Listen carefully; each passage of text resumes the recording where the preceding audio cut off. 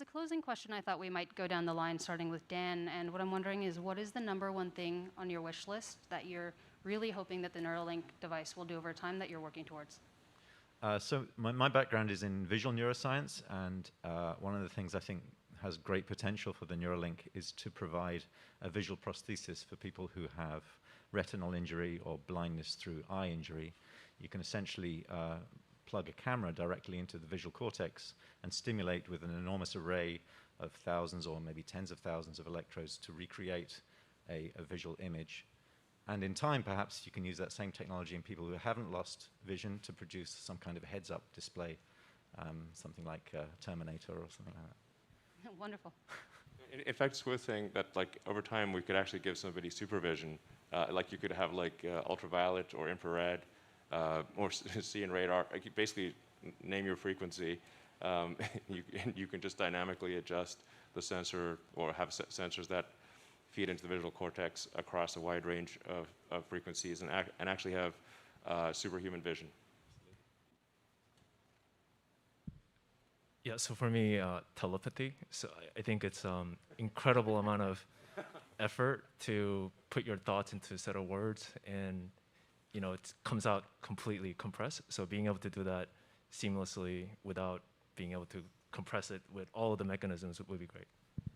Yeah, it's like just to add further to that.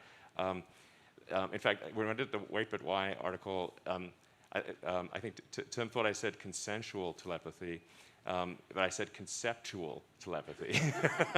I would presume it would be consensual, because you definitely don't want just people, sending stuff into your brain without your consent. But a lot of our brain thought capacity goes into compressing our thoughts into words. And then you think of like the data rate of words. Words are a very low data rate. And we're putting a tremendous amount of mental energy into compressing the concepts and thoughts in our head into words, and then slowly talking. Speech is so very, very slow. And we could actually send the true thoughts. We can basically have far better communication because we can convey the actual concepts, the actual thoughts, uncompressed to somebody else. So non-linguistic, consensual, and conceptual Yes, telepathy. exactly. Non-linguistic, consensual, conceptual telepathy. There we go.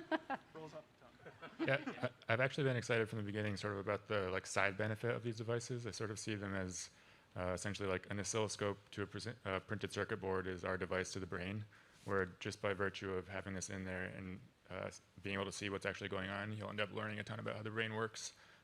And so sort of augmenting people, but also just using that to learn a lot more about neurological diseases is really exciting to me. Absolutely.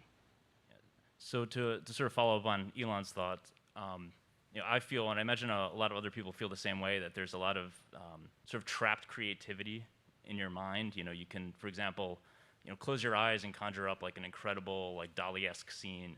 But if I wanted to actually show someone that, it would take years of honing a craft to be able to paint that. And so, potentially with enough electrodes in the right places, you could begin to sort of tap into those raw concepts or thought vectors and be able to decode that and show people. It could be for art, you imagine music, or even for like engineering, like a three-dimensional model. And like. So mental artistry is a new field.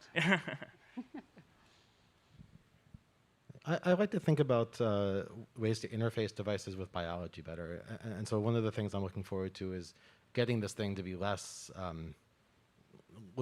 like technology and more like biology, so that it really is seamlessly interfaced with the brain, stable for a very long time. And then similar to that, having stimulation be much more precise and multidimensional, such that eventually the brain sort of doesn't really know if it's being stimulated from outside or inside, and you end up just sort of completely merging. Wow. Yeah, following up on stimulation, one of the things our device can do is simultaneously read and write on every channel, stimulate and record. And that's, both a more challenging problem than it may seem like at first, but also, incredibly exciting, the sort of the vistas that it opens up. I mean, it's really kind of the whole game in terms of interfacing with the nervous system, and I'm very excited to use that. Yeah, I'm excited just because of the scalability of the device. We're doing everything in-house, and all of it can scale to more channels, more brain regions, etc. I think, yeah, I'm really interested about solving things related to anxiety or depression, or even like removing fear. Like I'm an athlete, and to like rock climb without fear would be pretty. Maybe you need a little bit of fear. Yeah, just a little.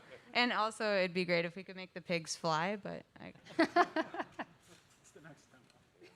I think we have an incredible opportunity to limit human suffering to a tiny fraction of what it is today in all kinds of different avenues. Pain being the essence of suffering, we might be able to control that finally. And so many other diseases, so much other suffering in the world, I think the Neuralink device could help a lot with. Amazing. I think all these things are great functions for a Neuralink. I think on a species level basis, I think it's going to be important for us to figure out how we coexist with advanced artificial intelligence, and I think achieving some kind of AI symbiosis where you have an AI extension of yourself, like a tertiary layer above the limbic system and cortex, and having that symbiosis be good, such that the future of the world is controlled by the combined will of the people of Earth. I think that's obviously going to be the future that we want, presumably, if it's the sum of our collective will, and so I think it's going to be important from an existential threat standpoint to achieve a good AI symbiosis, and that's what I think might be the most important thing that a device like this achieves. I have, in many ways, a very basic science interest, which is I'm really interested in the nature of consciousness. And there's a lot of very silly philosophy that's been written about it over the last 1,000 years. But I think that we've been very limited by the tools and our ability to interrogate and measure the brain. And as these tools get better, it will pull it into the realm of physics. And it's really one of the last big, great mysteries in science.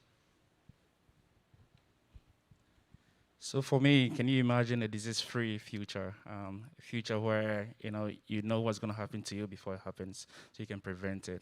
With these devices, we'll be able to not just pick up electrical signals, but we can also pick up chemical clues in the brain. And if you're successful, which I know we are, we'll be able to kind of prevent ahead of time, diseases. And really, the functionality of this device is widespread. So I'm looking forward to the future. I'm really excited about the opportunity to help people overcome challenges that they face through life circumstances, bad luck, through no fault of their own, spinal cord injury, brain disease, some devastating things that completely change your life. Hopefully we can help them get some function back. I know and love many humans with autism spectrum disorder, so I'm really interested to see how the Neuralink might be able to support them if they chose to do that. Yeah, so I mean, everyone else along the line has had amazing ideas and suggestions, and for me, it's about memories, and everyone loses those memories over time. I already can't remember what happened to me when I was younger, and it'll only get worse. And so, having a repository of memories that you can access whenever you want. If you're feeling down, you can go access some good memories. If you miss something or you miss somebody, you can go and access those memories. And I think that would just be such a life-changing experience to be able to just tap into that.